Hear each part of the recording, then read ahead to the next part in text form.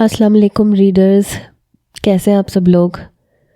मेरा गला ख़राब था, इसलिए मुझे कबूल है कि लास्ट एपिसोड लेट हो गई, लेकिन वादे के मुताबिक जिन रीडर्स ने स्टोरी का सही तुक्का लगाया उनके नाम एपिसोड शुरू करने से पहले मैं बताना चाहती हूँ। ज़ोहरा बाकर और रेयान शाकिर, बहुत बहुत शुक्रिया तुक्के ठीक लगाने का। तो शुरू करते हैं लास्ट एपिसोड। मैं एक स्टूडेंट की हैसियत से कॉलेज में गई थी। सब कुछ मेरे बॉस ने करवा दिया था। मुझे उन लड़कियों के राज को फाश करना था जो ये काम कर रही थी, और कॉलेज की मासूम लड़कियों को जिस्म फरोशी जैसे गलीज़ काम का निशाना बना रही थी। मैंने नज़र का चश्मा लगा रखा था, 2 चुटियाँ बांध रखी थी। एक बेवकूफ़ किस्म की लड़की बनकर मैं उस कॉलेज में आई थी। मैं वैसे भी खूबसूरत थी, और ऐसे लोगों की डिमांड खूबसूरत लड़कियां ही होती हैं। अपनी बातों से, अपनी आदत से मैंने तकरीबन सब क्लास की लड़कियों से दोस्ती कर ली थी। उनमें से 2 लड़कियां ऐसी थी जिन पे मुझे शक था, क्योंकि वो अपने आप को अमीर जाहिर कर रही थी। हर वक्त यही बातें करती थी कि उनका भाई लंदन में रहता है, वहाँ से गिफ्ट भेजता है, चॉकलेट्स भेजता है। मैंने उनके साथ दोस्ती लगा ली और ये जाहिर करने लगी जैसे मैं उनकी दौलत से बहुत इम्प्रेस हूँ। एक बार उस लड़की ने मुझे चॉकलेट दी, कहने लगी ये खाओ, मेरा भाई लाया था, बहुत मज़े की है। मैंने कहा अच्छा ठीक है, मैं बाद में खाऊंगी। मैंने वो अपने बैग में रख ली। फिर उस चॉकलेट का लैब टेस्ट करवाया तो उसमें वाकई नशा था। अब मैं लड़कियों के सामने उस चॉकलेट को खाने की बेचैनी जाहिर करने लगी। वो मुझे आए रोज़ चॉकलेट्स देती, जिन्हें मैं बैग में रख लेती। एक बार उन्होंने मुझे चॉकलेट नहीं दी। मैंने यूँ जाहिर किया जैसे मैं उस चॉकलेट के बगैर नहीं रह सकती। मैंने कहा तुम मुझसे पैसे ले लो, लेकिन मुझे वो चॉकलेट चाहिए। वो कहने लगी नहीं, तुम्हें चॉकलेट नहीं मिल सकती। मैंने कहा क्यों नहीं मिल सकती, तुम मुझे नाम बताओ, मैं ख़रीद लूँगी। वो कहने लगी वो यहाँ से नहीं मिलती, वो लंदन से मिलती है। अगर तुम्हें चाहिए तो तुम्हें हमारे कुछ काम करने पड़ेंगे। 2 महीने लगे थे उनको खुलने में। मैंने कहा हाँ, तुम जो कहोगी मैं करूँगी। वो कहने लगी ठीक है, मैं तुम्हें एक होटल का एड्रेस देती हूँ, तुम रूम नंबर 17 में आ जाना। मैं तुम्हें इतनी चॉकलेट्स दूंगी कि तुम 1 महीना खाती रहोगी। मैंने कहा सच कह रही हो क्या? मैंने कहा ठीक है, लेकिन अभी तो थोड़ी सी चॉकलेट दे दो, मेरा जिस्म टूट रहा है। मैंने अपने कंधे पे हाथ रख के दबाया। मैं उस पर यह जाहिर कर रही थी कि नशा ना मिलने की वजह से मैं बेहद परेशान हूँ। वो कहने लगी कि ये तो तुम्हें कल ही मिलेगी। शायद वो मुझे मज़ीद तड़पाना चाहती थी ताकि नशे की तलब की वजह से मैं बेबस और मजबूर होकर कमरे में पहुंच जाऊं। अब मेरा इम्तिहान था, क्योंकि मुझे कमरे में जाना था और मैं जानती थी कि उस कमरे में क्या होता है। मैंने अपने बैग में पिस्टल रख ली थी, लेकिन दिल बड़ी ज़ोर ज़ोर से धड़क रहा था। मैं पहली बार इतना ख़तरनाक काम करने जा रही थी जिसमें कुछ भी हो सकता था, मेरी जान भी जा सकती थी। घर से मैं बुर्का पहन के निकली थी। जब से मैं कॉलेज के काम के लिए जाने लगी थी मैंने बुर्का पहनना शुरू कर दिया था ताकि मेरा यूनिफॉर्म ताई अम्मा को ना दिखाई दे। जब मैं जाती थी उस वक्त हसन सो रहा होता था। उसे यही लगता था कि मैं ऑफिस जा रही हूँ। मेरे लिए हैरान कुन बात यह थी कि अब वो मुझे कुछ नहीं कहता था, एक आम शौहर की तरह ही रिएक्ट करता था। खाना खाया, कुछ देर बाद की, सो गया, बस यहीं तक। बहरहाल आज मुझे होटल के कमरे में जाना था। मैं मुकर्ररा वक्त पर उस होटल पर पहुंच गई जो मेरे बॉस ने मुझे पहले से बता रखा था। कमरा नंबर 17 में जाते हुए मेरा दिल बड़ी ज़ोर ज़ोर से धड़क रहा था। मैंने दरवाजे पर दस्तक दी। दरवाज़ा उसी लड़की ने खोला था। वो कहने लगी आओ आओ, अंदर आओ। मैंने कहा तुमने मुझे यहाँ पे क्यों बुलाया है, अपने घर पे बुला लेती। मैंने अपने कान में जो टॉप्स पहन रखे थे उसमें कैमरा फिक्स था। मैं जानती थी कि मेरी मदद को कोई ना कोई ज़रूर पहुंच जाएगा। वो कहने लगी नहीं, मैं घर पे किसी को भी नहीं बुलाती। मैंने कमरे का जायज़ा लिया। कमरे में उस लड़की के अलावा और कोई नहीं था। वो कहने लगी आओ तुम्हें चॉकलेट्स दूँ। उसने मुझे चॉकलेट्स दी। वो काफ़ी सारी चॉकलेट्स थी। मैंने अपनी आंखें चमकाईं और उन्हें अपने बैग में रख लिया। मैंने कहा ठीक है, मैं जाती हूँ। वो कहने लगी इतनी भी क्या जल्दी है, मैंने तुम्हारे लिए जूस मंगवाया है, वो पी के जाना। मैंने कहा नहीं, मुझे जूस नहीं पीना। वो कहने लगी नहीं, जूस तो पीना पड़ेगा। उसी वक्त एक वेटर आया। جوس کے 2 گلاس رکھ کے چلا گیا۔ اس لڑکی نے ویٹر کو اشارہ کیا تو وہ مسکراتا ہوا کمرے سے باہر چلا گیا۔ میں سمجھ چکی تھی کہ میرے گلاس میں یقیناً کچھ نشہ آور چیز ملا کے رکھی ہوگی۔ وہ کہنے لگی یہ تم پیو۔ اس نے 1 گلاس میری طرف بڑھا دیا۔ میں نے وہ گلاس پکڑ لیا، دوسرا گلاس وہ اٹھا کے پینے لگی۔ میں نے کہا ایک کام کرو، وہ باہر میرا ڈرائیور کھڑا ہے، دیکھو کہیں وہ چلا تو نہیں گیا۔ وہ کہنے لگی تم نے ڈرائیور کو بھیجا کیوں نہیں؟ میں نے کہا میری مما نے کہا تھا کہ ڈرائیور وہیں کھڑا رہے گا۔ وہ کہنے لگی تم بھی نہ پاگل ہو۔ میں نے پھر اسے کہا کہ وہ جا کے دیکھے۔ اس نے گلاس ٹیبل پہ رکھا اور باہر چلی گئی۔ میں نے اپنا جوس کا گلاس وہیں پڑے ایک مٹی کے گلدان کے اندر ڈال دیا، خالی گلاس ٹیبل پہ رکھ دیا، اوپر پھول سجا دیے جیسے پہلے سجے ہوئے تھے۔ سارا جوس اس مٹی کے گلدان میں جا چکا تھا۔ وہ کہنے لگی باہر تو کوئی گاڑی نہیں کھڑی۔ میں نے کہا اچھا، پھر شاید وہ جا چکا ہوگا۔ جب وہ واپس پلٹی تو گلاس خالی دیکھ کے اس کے چہرے پہ مسکراہٹ پھیلی اور میں نے اپنی آنکھیں بند کر لیں جیسے مجھ پہ نشے کا اثر ہو رہا ہو۔ بہرحال مجھے یوں نشے میں جاتا ہوا دیکھ کر اس لڑکی نے کسی کو فون کیا۔ وہ کہنے لگی اس لڑکی کو نشہ ہو چکا ہے، اب وہ اس قابل نہیں ہے کہ کمرے سے باہر جا سکے، تو تم لوگ آ سکتے ہو۔ اس لڑکی نے مجھے بازو سے پکڑ کے بیڈ پہ لٹا دیا، مجھ پہ ایک لحاف ڈال دیا۔ میں نے اپنی آنکھیں بند کر لیں لیکن میرا دل بڑی زور زور سے دھڑک رہا تھا۔ میں جانتی تھی کہ کیمرہ آن ہے اور میری ٹیم مجھے دیکھ رہی ہے، یقیناً کوئی نہ کوئی مجھے بچانے ضرور آئے گا، لیکن پھر بھی میرا دل زور زور سے دھڑک رہا تھا۔ کچھ دیر میں مجھے لگا جیسے کمرے کا دروازہ کھلا ہے۔ ایک نوجوان کی آواز آئی۔ وہ کہنے لگا تم جا سکتی ہو، تمہارا کام ختم۔ لڑکی باہر جا چکی تھی۔ پھر کمرے کا دروازہ بند ہوا۔ وہ اپنے ساتھی کو کہنے لگا کہاں ہو تم؟ 17 نمبر میں پہنچ جاؤ، ہمیں اس لڑکی کی ویڈیو بنانی ہے۔ میرے پاس کیمرہ موجود ہے، اب جو کرنا ہے وہ تم نے کرنا ہے، اور تم جانتے ہو کہ تم نے اپنا کام کیسے کرنا ہے۔ یہ سن کے میرا دل بڑی زور زور سے دھڑک رہا تھا۔ کچھ دیر بعد پھر کمرے پہ دستک ہوئی۔ ایک نوجوان شاید اور اندر آیا جس کے پاس کیمرہ تھا۔ وہ کہنے لگا یہ ہے لڑکی، نشے میں ہے اس وقت۔ کچھ دیر بعد مجھے قدموں کی چاپ اپنے قریب آتی ہوئی سنائی دی۔ کسی نے میرے اوپر سے لحاف بڑی بے دردی سے پھینکا تھا۔ پھر میں نے ذرا سی آنکھیں کھول کے دیکھیں تو سامنے جو نوجوان شرٹ اتارے کھڑا تھا وہ کوئی اور نہیں بلکہ حسن تھا۔ میرے ہوش اڑ کے رہ گئے تھے۔ میں نے اپنی آنکھوں کو دوبارہ بند کر لیا۔ وہ کہنے لگا یہ کون ہے؟ کیمرہ مین کہنے لگا کالج کی لڑکی ہے، تم اپنا کام کرو۔ میں جتنا افسوس کرتی اتنا کم تھا۔ تو یہ کام کرنے لگا تھا وہ، معصوم لڑکیوں کی زندگیوں کو برباد کرتا تھا صرف پیسوں کی خاطر۔ وہ کہنے لگا تمہارا دماغ خراب ہو گیا ہے، یہ لڑکی کالج گرل نہیں ہے، یہ جرنلسٹ ہے۔ یہ سن کے وہ لڑکا کہنے لگا تمہیں کیسے پتا؟ وہ کہنے لگا مجھے پتا ہے۔ وہ کیمرہ مین کہنے لگا اچھا ٹھیک ہے، جرنلسٹ ہے تو اور اچھی بات ہے، یہ ہمیں بدنام کرنے کے لیے آئی تھی، ہم اسے اس قابل چھوڑتے ہی نہیں ہیں، کیوں نہ اسے بدنام کیا جائے، تم اپنا کام کرو۔ میں جانتی تھی کہ حسن میرے ساتھ ایسا کچھ نہیں کرے گا، میری ویڈیو نہیں بنائے گا، کیونکہ میں اس کی عزت تھی، میں اس کی بیوی تھی۔ حسن کہنے لگا میں اس کے ساتھ ایسا کچھ نہیں کروں گا، نہ اس کی ویڈیو بنے گی۔ وہ لڑکا کہنے لگا کیوں؟ تمہیں کیا تکلیف ہے؟ وہ کہنے لگا مجھے جو بھی تکلیف ہے میں یہ کام نہیں کروں گا۔ وہ کہنے لگا ٹھیک ہے، دفع ہو یہاں سے، میں دوسرے لڑکے کو بلا لوں گا، بہت ہے ہمارے پاس۔ حسن کہنے لگا میں اس لڑکی کو اپنے ساتھ لے کے جا رہا ہوں، اس کے ساتھ ایسا کوئی کچھ نہیں کرے گا۔ لیکن کیمرہ مین کہنے لگا یہ نہیں جائے گی، اگر یہ صحافی ہے تو پھر تو اور بھی اچھی بات ہے، اس سے اچھا موقع ہمیں اور کوئی نہیں ملے گا، ہم اسے بلیک میل کر کے اپنے بہت سے کام نکلوا سکتے ہیں۔ ان دونوں میں ایک بحث سی چھڑ گئی۔ حسن اس لڑکے کو مارنے لگا، کہنے لگا ہاتھ بھی مت لگانا اسے۔ اسی وقت میرے باس پولیس کے ساتھ پہنچ چکے تھے۔ پولیس نے کمرے کا دروازہ کھولا تو ان دونوں کی رنگت اڑی تھی۔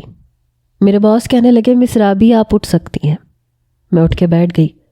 مجھے ہوش میں دیکھ کے حسن بہت حیران ہوا اور بے تحاشا غصہ بھی تھا۔ پولیس ان دونوں کو پکڑ چکی تھی۔ وہ کہنے لگے سچائی اگلوانا ہمارا کام ہے۔ میرا باس کہنے لگا ویل ڈن رابی، اب یہ ویڈیو جب سوشل میڈیا پہ لگائی جائے گی تو دھوم مچا دے گی۔ انسپیکٹر کہنے لگا جب تک میں نہیں کہوں گا آپ یہ ویڈیو نہیں لگائیں گے۔ باس کہنے لگا اوکے سر، آپ بے فکر رہیں، لیکن یہ ویڈیو سب سے پہلے ہمارے ہی چینل پہ چلے گی۔ انسپیکٹر کہنے لگا جی ضرور، لیکن آپ میری اجازت کے بغیر اسے لگا نہیں سکتے، ہمارے بھی کچھ قاعدے قانون ہیں۔ میں اٹھ کے حسن کے پاس آ گئی۔ حسن کے برابر میں کھڑے انسپیکٹر سے کہا کہ یہ نوجوان رہا نہیں ہونا چاہیے۔ اوکے میڈم، ہم نے ویسے بھی اسے سچ اگلوانے کے لیے ہی پکڑا ہے، چھوڑنے کے لیے نہیں۔ میں نے کہا ہاں آپ ٹھیک کہہ رہے ہیں، لیکن آپ کو اوپر سے آنے والی ایک کال بے حد مجبور کر دیتی ہے، اسی لیے کہہ رہی ہوں۔ حسن نے غصے اور غضبناک نظروں سے مجھے دیکھا تھا۔ میں کمرے سے باہر آ چکی تھی۔ اپنے ٹاپس اتار کر میں نے باس کو پکڑا دیے۔ گھر پہنچ کے مجھے پتہ نہیں کیوں افسوس ہو رہا تھا۔ بار بار میں یہ سوچ رہی تھی کہ کاش وہ حسن نہ ہوتا، کس قدر گناہ میں ڈوب چکا تھا، پتہ نہیں مجھ سے پہلے کتنی لڑکیوں کی زندگیاں برباد کر چکا تھا۔ میں نے گھر میں آ کے کسی سے کچھ نہیں کہا، کیونکہ میری بات کا کوئی اعتبار نہیں کرتا۔ میں چاہتی تھی کہ وہ نہ پہنچے اور تایا بخود اس کی تحقیق کرے۔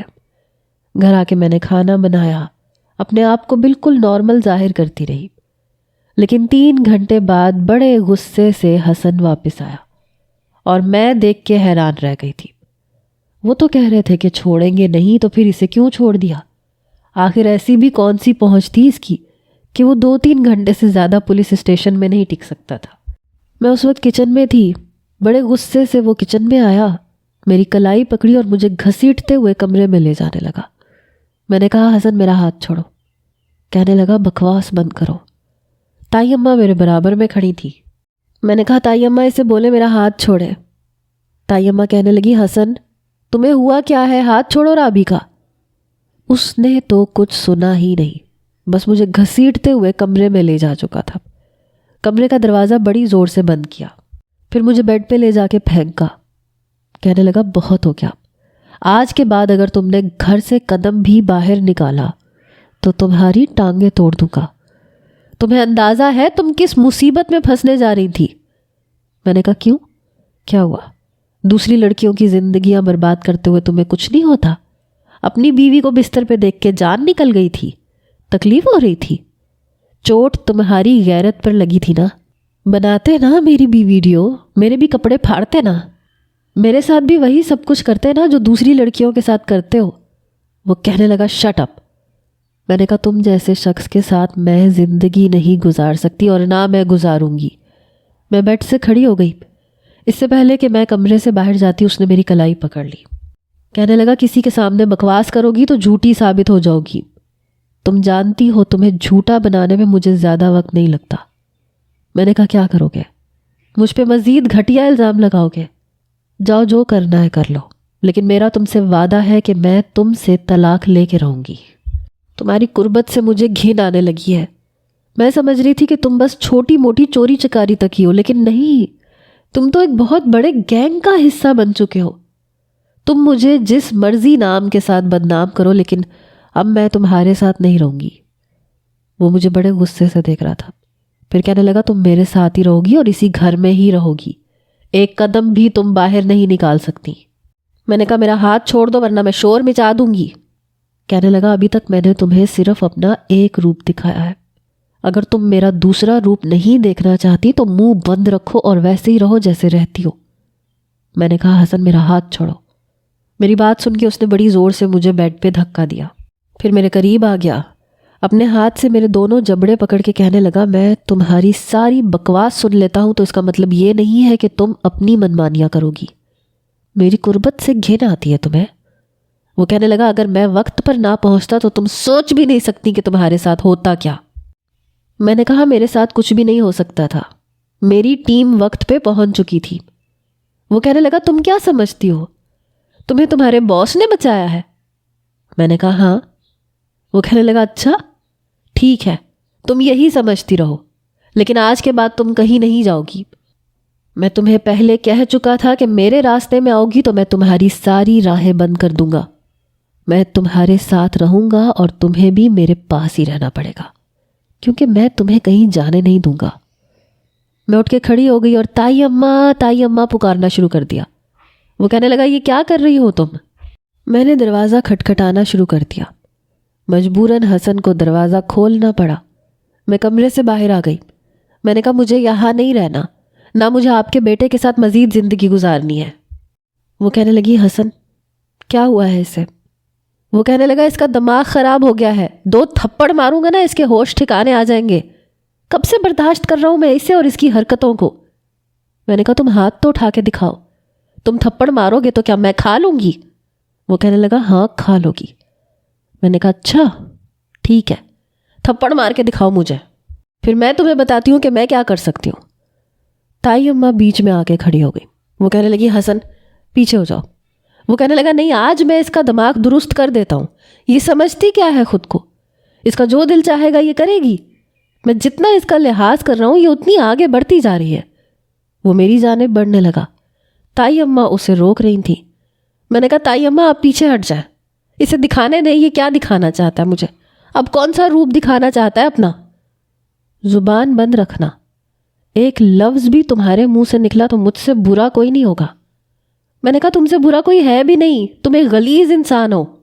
میری بات سن کر اس نے تائی اماں کو ایک طرف کیا، میرے پاس آ گیا، مجھے دونوں بازوؤں سے پکڑنے لگا، لیکن میں پیچھے کی طرف ہٹ گئی۔ پتہ ہی نہیں چلا میں کس چیز سے ٹکرائی، لیکن میں بہت زور سے زمین پہ گری اور میرے پیٹ میں درد ہونے لگا۔ میں درد سے بلبلائی تھی۔ مجھے یوں تڑپتا دیکھ کے تائی اماں میرے پاس آ گئی، کہنے لگی کیا ہوا رابی؟ میں نے کہا میرے پیٹ میں بہت درد ہو رہا ہے۔ حسن بھی میرے پاس آ گیا۔ اس سے پہلے کہ وہ مجھے ہاتھ لگاتا میں نے اسے پیچھے کیا اور میں رونے لگی۔ مجھ سے درد برداشت نہیں ہو رہا تھا۔ تائی اماں اور حسن گھبرا گئے۔ تائی اماں کہنے لگی حسن ٹیکسی لے کے آؤ، رابی کو ابھی ہاسپٹل لے کے جانا ہے۔ تم کیوں غصے میں جانور بن جاتے ہو؟ وہ خود بھی گھبرا چکا تھا۔ جلدی سے سیڑھیاں اتر کے نیچے گیا، ٹیکسی لے کے آیا، پھر مجھے گود میں اٹھا کے ٹیکسی کی پچھلی نشست پہ لٹایا۔ تائی اماں میرے ساتھ ہی بیٹھی تھی۔ میری والدہ میری حالت دیکھ کر پریشان ہو گئی، لیکن تب تک ٹیکسی چل پڑی تھی اور ہاسپٹل پہنچ کر مجھے ایمرجنسی میں لے جایا گیا۔ چند ٹیسٹ کروائے گئے، لیڈی ڈاکٹر نے ڈرپ لگوا دی جس سے میرے درد میں کچھ کمی آئی۔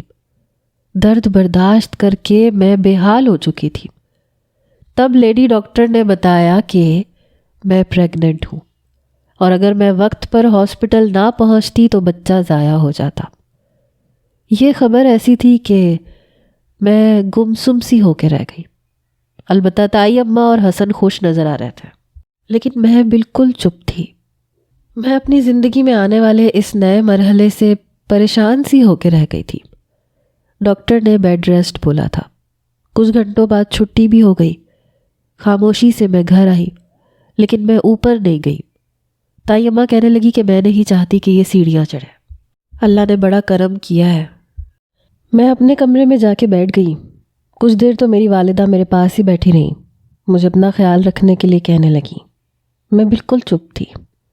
کیا تھا میرے بچے کا مستقبل؟ میرا دماغ اس وقت کام نہیں کر رہا تھا۔ حسن بھی وہیں دروازے کے پاس کھڑا تھا۔ کچھ دیر بعد تائی اماں اور میری والدہ چلی گئیں۔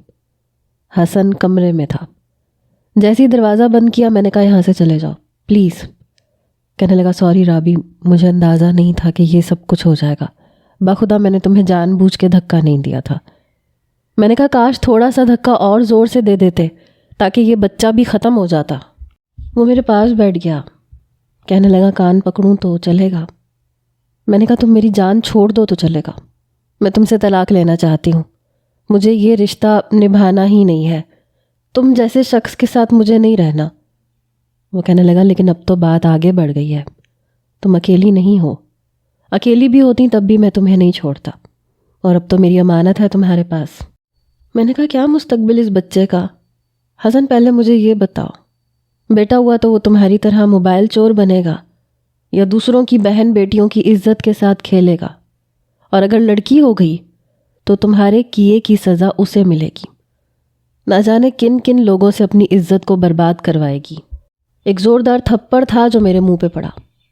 کہنے لگا اب تم حد سے بڑھ رہی ہو۔ میں نے کہا مارو مجھے، اور زور سے مارو۔ کیونکہ تم جیسے مردوں سے سچائی برداشت نہیں ہوتی۔ میرا بس چلے تو میں اس بچے کو ختم کر دوں، لیکن یہ گناہ ہے۔ وہ غصے کے مارے اپنی مٹھیاں بھینچے ہوئے تھا۔ کہنے لگا کیا جانتی ہو میرے بارے میں تم؟ میرے بارے میں تم کچھ بھی نہیں جانتی۔ جس دن سچ جان جاؤ گی اپنے ہر کہے ہوئے لفظ پہ تمہیں افسوس ہوگا، لیکن پھر تمہارے پاس صرف افسوس رہ جائے گا، میں نہیں رہوں گا۔ یہ کہہ کے وہ کمرے سے باہر جا چکا تھا۔ میں اس کی بات پر سوچ میں پڑ گئی۔ کیا بول کے گیا تھا؟ کیا تھا سچ جو مجھے نظر نہیں آ رہا تھا؟ جو مجھے نظر آ رہا تھا وہ کچھ اور تھا اور سچ کچھ اور تھا۔ میں ذہنی طور پر الجھی۔ مجھے اس کی بات نے الجھا کے رکھ دیا تھا۔ 1 ہفتے میں میری طبیعت کافی حد تک بہتر ہو گئی تھی، اور 1 ہفتہ وہ میرے کمرے میں نہیں آیا تھا۔ پھر میں خود ہی سیڑھیاں چڑھ کے اوپر اپنے کمرے میں آ گئی۔ تائی اماں مجھے کوئی بھی کام نہیں کرنے دے رہی تھیں، اور ابھی تک میری وہ ویڈیو سوشل میڈیا پر نہیں چلی تھی، جسے بنوا کر میرے باس بڑے جوش و خروش میں آ رہے تھے کہ ان کا چینل اس وقت سب سے اونچی ریٹنگ پر ہوتا۔ لیکن باس نے تو وہ خبر ہی نہیں ڈالی۔ شاید حسن جس گینگ میں کام کرتا تھا ان کے ہاتھ واقعی بہت اونچے تھے۔ وہ کچھ بھی کر لیتا تھا، وہ واپس آ جاتا تھا۔ پتہ نہیں میرے سامنے جان بوجھ کے ایسی جملے بازی کرتا ہے تاکہ میں اس کے بارے میں بدگمان نہ ہو جاؤں۔ میں نے کمرے کو لاک کیا، الماری کھول کر اس کا لاکر کھولنے لگی، جسے وہ کافی عرصے سے لاک کر کے چابی چھپا کے رکھتا تھا۔ ابھی بھی لاک تھا۔ میں اس کے کپڑوں کے نیچے سے چابی ڈھونڈ رہی تھی۔ مجھے کہیں بھی چابی نہیں مل رہی تھی۔ میں جانتی تھی کہ یقیناً اس لاکر میں کچھ ایسا ضرور ہے جس سے مجھے یہ پتہ چل سکتا ہے کہ وہ آگے کیا کرنے والا ہے، اور ایسا بھی وہ کیا کرتا ہے کہ نہ پولیس اس کا کچھ بگاڑ پا رہی ہے، نہ ہی میڈیا۔ اس کی خبر کو کوئی بھی نہیں پھیلا پا رہا، نہ اس کا کوئی اصل روپ دکھا پا رہا ہے۔ کسی پہیلی کی طرح وہ میرے دماغ پہ سوار ہو چکا تھا۔ مجھے اس کا راز ہر حال میں کھولنا تھا۔ میں نے اپنے بالوں میں سے پن اتاری، اس کا دراز کھولنے کی کوشش کرنے لگی، لیکن نہیں کھلا۔ پھر میں نے مختلف قسم کے پیچکس نکالے اور ایک کے بعد ایک ٹرائی کیا، لیکن مصیبت دراز کھلنے کا نام ہی نہیں لے رہا تھا۔ اچانک سے میرے سامنے کسی نے چابی چھنکائی۔ کہنے لگا اس سے ٹرائی کرو، کھل جائے گا۔ حسن کی آواز اپنے عقب سے سن کے میں کچھ گھبرائی تھی۔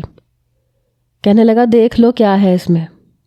تمہیں کیا لگتا ہے تم جیسی جرنلسٹ بیوی کے ہوتے ہوئے اپنی ساری راز کی چیزیں میں اس لاکر میں رکھوں گا؟ تم نے مجھے بیوقوف سمجھ رکھا ہے، خود کو بہت زیادہ ہوشیار اور عقل مند سمجھتی ہو۔ چلو جاؤ جا کے بیٹھو۔ کافی غصے میں لگ رہا تھا۔ میں نے پیچکس اس کے ہاتھ میں پکڑایا اور جا کے بیٹھ گئی۔ وہ میرے سامنے آ کے بیٹھ گیا۔ کہنے لگا ٹینشن کیا ہے تمہیں؟ کس بات کی ٹینشن ہے؟ میں نے کہا میں جاننا چاہتی ہوں کہ تم کیا کرتے ہو۔ کہنے لگا مجھے بتانے کی اجازت نہیں ہے، میں اپنے گھر میں کسی کو نہیں بتا سکتا کہ میں کیا کرتا ہوں، اور تمہیں جو لگتا ہے وہ میں نہیں کرتا۔ میرا پیسہ تمہارے لیے بالکل حلال ہے، تم اسے کھا سکتی ہو، بس اتنا بتا دیا ہے تمہیں۔ میں نے کہا تم مجھ سے بات کیوں نہیں کرتے؟ مجھے سچ بتاؤ۔ کہنے لگا بتا تو رہا ہوں، ہمیں بتانے کی اجازت نہیں ہوتی، نہ بیوی کو نہ اپنے ماں باپ کو، یہاں تک کہ ہم خود کو بھی نہیں بتاتے کہ ہم کیا کر رہے ہیں۔ میں کچھ سمجھ گئی تھی۔ کہنے لگا میں جو کچھ کر رہا ہوں وہ ایک خطرناک کام ہے۔ بظاہر میرا کسی کو کچھ نہ پتہ چلے، یہی میری زندگی کی ضمانت ہے۔ جس دن یہ پتہ چل گیا کہ میں کیا کرتا ہوں اس دن تم بیوہ ہو جاؤ گی۔ اس کی یہ بات سن کے پتہ نہیں کیوں میرے دل کو زور کا جھٹکا لگا۔ کہنے لگا تمہاری وجہ سے میرا بہت نقصان ہو گیا ہے۔ اگر تم اس وقت ہوٹل کے کمرے میں نہ ہوتیں تو آج میں اپنا ایک بہت بڑا مشن کمپلیٹ کر چکا ہوتا۔ سچ کہتے ہیں عورت مرد کی طاقت بھی ہے اور بہت بڑی کمزوری بھی ہے۔ بے وقوف لڑکی، تم میری بہت بڑی کمزوری ہو، تمہاری وجہ سے میں بہت بڑی مصیبت میں پھنس گیا ہوں۔ بہرحال نکل جاؤں گا۔ اور رہ گئی بات تمہارے اس راز اور چینل کی، تو تمہیں کیا لگتا ہے کیا یہ چینل والے بکاؤ نہیں ہوتے؟ یہ جھوٹی خبریں پھیلاتے ہیں۔ کب سمجھ آئے گا تمہیں رابی؟ ہر چیز بکی ہوئی ہے۔ تمہیں لگتا ہے صحافی نہیں بکتے؟ تو تم غلط سوچتی ہو۔ تمہیں لگتا ہے کہ وہ پوری ایمانداری سے کام کرتے ہیں تو تم غلط سوچتی ہو۔ ہمارے ملک میں ہر چیز کی قیمت ہے، یہاں تک کہ ایمانداری کی بھی۔ یہ چینلز والے وہ سب کچھ دکھاتے ہیں جس کو دکھانے کی انہیں بھاری رقم ملتی ہے، بولیاں لگتی ہیں۔ جس کے پیسے زیادہ ہوتے ہیں یہ اسی کو شریف بنا کے پیش کر دیتے ہیں۔ انصاف اگر ان نیوز چینلز کی وجہ سے ملنے لگتے تو ہمارے ملک کی تو کایا ہی پلٹ جاتی۔ یہاں ہر چیز میں کرپشن ہے، ہر بندہ کرپٹ ہے، تم بھی، میں بھی، تمہارا وہ باس بھی۔ اور یہاں کچھ کرنا ہے تو بنا پہچان کے، خاموشی سے۔ زرینہ کا کیس میرے لیے چٹکیوں میں ہونے والی چیز تھا۔ تمہارا یہ اندھا قانون اس کو انصاف نہیں دے سکتا تھا، میں جانتا تھا، اس لیے میں نے اس کے مجرموں کو مروا دیا۔ لیکن کسی کو نہیں پتا کہ اسے مارا کس نے۔ سب کو یہی لگا کہ آپسی دشمنی کا چکر تھا اس لیے مارے گئے۔ تمہیں میں نے اس لیے نہیں سامنے آنے دیا کیونکہ میں نہیں چاہتا تھا کہ تم سب کی نظروں میں آؤ۔ مرد کی صحافت اس کی جان لے لیتی ہے، لیکن عورت کی صحافت سب سے پہلے اس کی عزت کو نوچ پھینکتی ہے۔ اور دوسری بات، تمہارے علاوہ میں نے کبھی کسی اور کو نہیں چھوا۔ اب تمہیں یقین کرنا ہے تو کرو، نہیں کرنا تو نہ کرو، لیکن خدا کے لیے میرے بچے کو نقصان مت پہنچا دینا۔ پھر میرا سر سہلا کے کہنے لگا، پلیز اپنا خیال رکھو، ڈاکٹر نے بہت ڈرا دیا ہے مجھے، کہتی ہے ذرا سی بھی اونچ نیچ ہوئی تو آپ کا بچہ ضائع ہو سکتا ہے، خود کو ہلکان مت کرو۔ یہ لو چابی، دیکھ لو اس کے اندر کیا ہے، سوائے پسٹل کے تمہیں اور کچھ نہیں ملے گا۔ پتہ نہیں کیوں دل چاہ رہا تھا کہ اس کی باتوں کا یقین کر لوں۔ بڑی سنجیدگی سے وہ مجھے بتا رہا تھا، بڑے پیار سے بات کر رہا تھا۔ کہنے لگا بہت سی بڑی بڑی باتیں تم سے شیئر کر بیٹھا ہوں، رابی کبھی کسی پر بھی اس بات کو ظاہر مت کرنا، کسی بھی دوست پر، کسی بھی سہیلی پر اعتبار مت کرنا، یہاں تک کہ میری ماں سے بھی ذکر مت کرنا۔ کیا میں تم پہ بھروسہ کر سکتا ہوں؟ میں نے کہا ہاں کر سکتے ہو، میں کسی سے کچھ نہیں کہوں گی، اور آج کے بعد میں تم سے سوال بھی نہیں کروں گی۔ کہنے لگا گڈ، اور دوبارہ میرے ساتھ اتنی لمبی ڈسکشن نہیں کرو گی۔ میں نے کہا منظور ہے، میں کچھ نہیں پوچھوں گی تم سے۔ اس کے چہرے کی مسکراہٹ پہلی بار اچھی لگی تھی۔ بہرحال میں نے اپنا خیال رکھنا شروع کر دیا۔ 9 مہینے بھی گزر گئے۔ ان دنوں بڑی خبریں سنائی دیں کہ فلاں ریپ گروپ پکڑا گیا، کسی نے وکیل کے اس بیٹے کو مار دیا جس نے اپنی کلاس فیلو کا ریپ کیا تھا۔ ایسے ہی انجانے سے لوگ کہاں گئے، کون کب مارا گیا، کیا ہوا، کچھ پتہ نہیں چل رہا تھا۔ لیکن میں اس بات کا راز جان چکی تھی، اور میں ہر نماز میں حسن کی لمبی عمر کی دعائیں مانگتی تھی۔ میں نے کچھ نہیں پوچھا اس سے، کوئی سوال نہیں کیا۔ آج میرا بیٹا 14 سال کا ہو گیا ہے، اور ابھی تک یہ راز ہم دونوں کے بیچ میں ہے، اور شاید میری آخری سانس تک رہے، کیونکہ میں جانتی ہوں کہ جب تک یہ راز میرے سینے میں ہے میرا شوہر مجھے زندہ سلامت ہنستا بولتا نظر آ رہا ہے۔ جب ان کالے بھیڑیوں کو میرے شوہر کا نام پتہ چل گیا تو وہ اسے مار ڈالیں گے۔ لا قانونیت کے اس معاشرے میں اگر کسی نے کچھ کرنا ہے تو چھپ کے کر سکتے ہیں، بنا کسی کو بتائے۔ وہ انہی لوگوں میں اٹھتا بیٹھتا تھا جو اس ملک کو برباد کر رہے ہیں، ان کی جڑیں کاٹ رہے ہیں، اور انہی میں اٹھتے بیٹھتے، ان کے ساتھ کام کرتے، ان کے ساتھ پیسے لیتے ہوئے انہیں پکڑوا دیتا تھا۔ کسی کو پتہ نہیں چلتا تھا کہ کس نے کیا ہے اور کیا کیا ہے۔ خیر، آپ سے آج میں نے یہ راز کی بات فاش کر دی ہے کہ شاید کوئی حسن جیسا کام کر رہا ہے، کیونکہ یہ ہم جیسے عام لوگوں کا ہی کام ہے، اپنے معاشرے میں سے برائیوں کو ختم کرنے کا، کیونکہ جن کے پاس اختیار ہے وہ تو بالکل بے اختیار ہے، ایک فون کال پہ ان کے سارے اختیارات ختم ہو جاتے ہیں۔ لیکن ایک عام انسان کو کسی بھی فون کال کی ضرورت نہیں پڑتی۔ آپ کا کیا خیال ہے؟ میرے حسن کے لیے دل سے دعا کیجیے گا کہ اللہ تعالیٰ اسے اور اس جیسے نوجوانوں کو لمبی عمر دے، تاکہ مظلوموں کی پکار سننے والا کوئی تو ہو۔